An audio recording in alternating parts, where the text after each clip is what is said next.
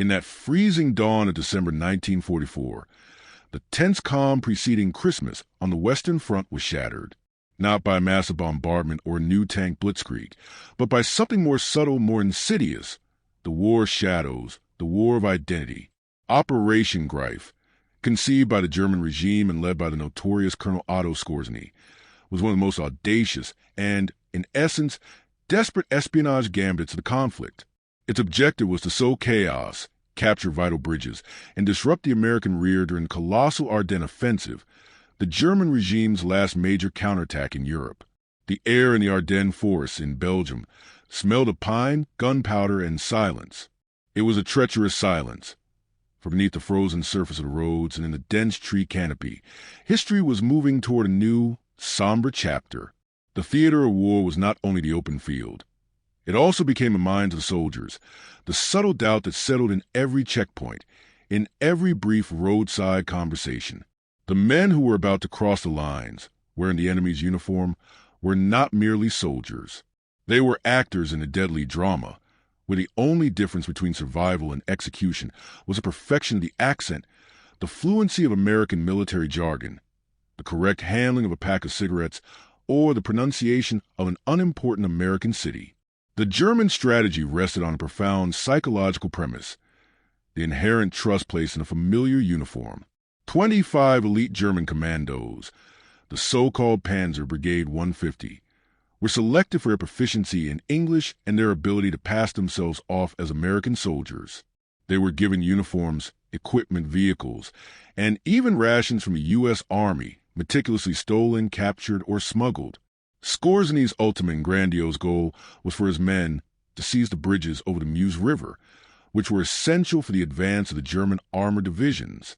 But the immediate impact, and what truly entered history, was the psychological terror that the mere possibility of their presence generated. In carrying out their mission, these men lived in constant, suffocating duality. On one side, blind obedience to duty, unwavering loyalty to a flag, even as the ideals it represented were crumbling under military pressure. On the other, the disturbing awareness that they were violating not only the rules of war, but the boundaries of identity. A soldier expects to die for his uniform, but to die in the uniform of his enemy, stripped even of his name and language, gives death a different moral weight. The line separating the spy from the soldier is thin, but the one separating courage from self-abnegation is what truly defines a human. They moved in jeeps, speaking slang learned from cassette tapes and makeshift manuals, answering trick questions with the haste and distraction typical of men on a mission. With every mile traveled in enemy territory, the air thickened with the threat of discovery. The fear was not an open firefight, but a phonetic slip, a detail on a uniform, a hesitation when naming a favorite baseball team. The terror was the revelation of the fraud, the sudden exposure of their true face beneath the enemy's mask. It was this fragility, this constant precarious balance, that soon led to the first setbacks. The German forces, with their tanks and infantry, advanced, opening the breach in the American line, the bulge that gives the battle its name. But in the rear, on the muddy roads of Malmedy and Stavelot, Operation Greif was beginning to fall apart. Rumors were faster than bullets. News that German commandos were impersonating GIs spread like wildfire, fueled by panic and inevitable confusion of battle. American counterintelligence reacted with a mixture of paranoia and pragmatism. Checkpoints, once routine, became furnaces of psychological tension. American soldiers were instructed to test anyone who seemed suspicious, which, in the chaos of the Ardennes, meant almost everyone. The questions were no longer about passwords or destinations, but about American popular culture. Which team won the World Series? Who was Mickey Mouse's girlfriend? What is the capital of the state of Illinois? For the Germans trained in military and tactical details, but immersed in a foreign culture, these simple questions were landmines. An American sergeant, tasked with patrolling the rear, scribbled in his diary with hurried handwriting. The messages keep coming, but sometimes I wonder if there's anyone left to answer them. We're stopping every jeep. Yesterday, a fellow looked clean, but he couldn't name the band on the radio. His English was perfect.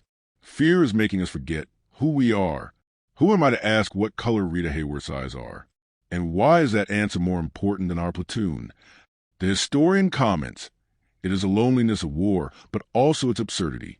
The battlefield becomes a stage where authenticity is measured by triviality. The profound meaning of a global conflict is drowned in the detail of a movie star's name. The first major success of counterintelligence came with the capture of a four-man German team near a whale. The discovery was not due to a heroic detective act, but logistical error.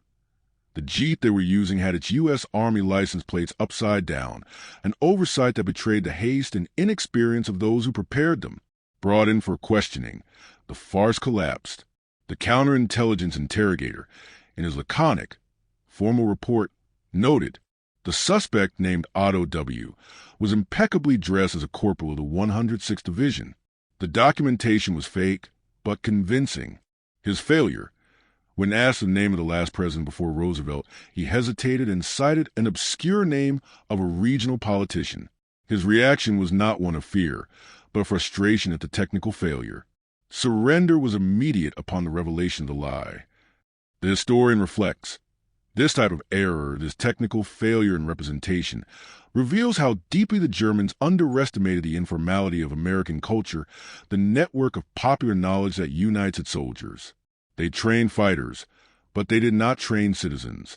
And, in modern warfare, the citizen in uniform is the one who decides fate.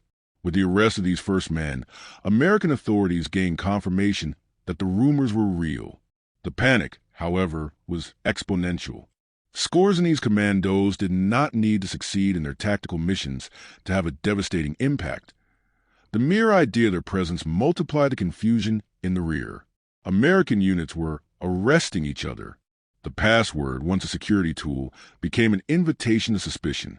And at the heart of this distrust lay a heavy moral dilemma. What to do with a captured soldier wearing the enemy's uniform?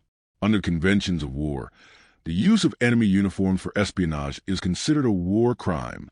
The captured men would not be treated as regular prisoners of war, but as spies. The penalty was clear and summary: execution by firing squad. It was a dilemma that confronted the ethics of war. Were they soldiers following orders on a commando mission, or were they spies acting behind the lines? Was the uniform a disguise or a legitimate shield? The answer given by the American High Command was harsh and immediate, seeking to deter the proliferation of the tactic through terror. The tension manifested itself in unusual and deeply human ways. In an occupied Belgian village, the account of civilian, collected in a resistance report, demonstrates the keen eye of those living on the fringes of combat. I was sitting at the window, watching the jeeps go by. The uniform was American, the insignia was the 101st Division, but there was something in the way the driver smoked the cigarette, pinching it between his thumb and forefinger. That wasn't American. They smoke in a more relaxed way. I stopped a passing jeep. The driver looked American. He asked me if I spoke English. I said yes. I asked him if he had seen my dog, a German shepherd. He stammered the answer. An American would have laughed at the joke. He didn't get the joke. I notified the patrol. 3 hours later, they came back without the jeeps. We didn't ask what happened. The historian reflects, when loyalty becomes a prison, what remains of freedom? For these men, freedom was tied to the ability to maintain a perfect mask. Failure in this acting craft was fatal. It is noteworthy how, in times of total conflict, humanity seeks solace in gestures and habits. The way a cigarette is smoked, the smile, the intonation in a joke, these cultural vestiges, these visual symbols, become the invisible and insurmountable borders of identity. This generalized distrust led to situations that became war legends, such as the famous story of General Bruce C. Clark, who was detained and questioned by a young military policeman who doubted his identity. Clark failed to answer questions about the West Point football team, but convinced the guard by giving precise details about the location of other divisions and by reprimanding the guard with the authority of a career general. Fear did not even respect rank, and the uniform became an ambiguous symbol, both of authority and of potential betrayal. More than a dozen Germans, wearing the American uniform, were eventually captured. Interrogations revealed the scope and objective of the operation, but the treatment given to them sent a clear message. The 101st Airborne Division Jeep driver, who participated in the capture of 2 spies, described the scene in his testimony. They were sitting in our Jeep, handcuffed. Their uniform was the same as mine. I looked at them and thought, it could be me on the other side, on a different day. One of them asked me if I would give him a cigarette. I did. He didn't smoke the way I smoke. He smoked their way. We knew they were going to be executed. Nobody talks about it, but everyone knows. It wasn't a matter of hate. It was a matter of rule. They broke the invisible rule of war. The historian concludes, when even silence gains sound, we realize that the human is unraveling. The sound was not the roar of battle, but the click of the lighter, the drag of a cigarette sealing fate. This momentary humanity, the shared cigarette, in contrast to the impersonality of the sentence, is the central moral dilemma of Operation Greif. The soldier does not judge the man, but the uniform he betrays. The execution of the first spies wearing enemy uniforms in the Ardennes did not end the drama of Operation Greif. It only moved it to a plane of even greater tension. News of the captures and sentences spread, but the panic did not subside. On the contrary, it metamorphosed. From fear of real treason, it moved to fear the shadow of the possibility. General Patton even issued a directive for all checkpoints to be ruthless, but the distrust generated by a few masked men was eroding cohesion on the battlefield. Scoresny's goal was no longer to take the bridges, but to destroy the trust among the Americans themselves. And, in that sense, he was dangerously close to succeeding. The peak of paranoia came when, in the chaotic troop movements around Bastogne, unconfirmed rumors emerged that the German commandos' primary objective was to assassinate General Eisenhower, the supreme commander of the Allied forces. Although this was never the actual mission of Panzer Brigade 150. The focus was infrastructure. The mere insinuation sounded an alarm that transcended the military boundary and reached the heart of strategy. Eisenhower was confined for days under heavy guard, and his travel routine was suspended. Psychological warfare, disguised as espionage, had paralyzed the highest command echelon of the Allies. This moment of paralysis at the top is an eloquent testimony to the power of information, and especially misinformation in times of crisis. The German regime, desperate and retreating on all fronts, had found a way to fight not with tanks, but with doubts. Operation Greif demonstrated that the true strength of an army lies not only in its weaponry, but in its ability to trust its own symbols, its own hierarchy. When those symbols are violated, fear becomes an internal enemy. As the Ardennes offensive unfolded into one of the most brutal battles of the war, with the 101st Airborne Division surrounded in Bastogne and fighting bravely, Operation Greif went from a strategic threat to a footnote in the great theater of war. However, its psychological legacy was cemented. Most of Scoresny's commandos failed in their sabotage and reconnaissance missions. Many were captured, others surrendered, and a few managed to return to German lines, disillusioned. The tactical turning point came when the German advance stalled due to lack of fuel, fierce American resistance, and poor logistical coordination, not because of the actions of the Geas-in-disguise commandos. The disguise operation, though a masterpiece in conception, proved ineffective in execution. The difficulty in replicating the culture and details of American military life, and the speed with which the news of their presence spread, outweighed the boldness of the plan. The moral is that, in war, historical and cultural accuracy is as vital as the accuracy of an artillery shot.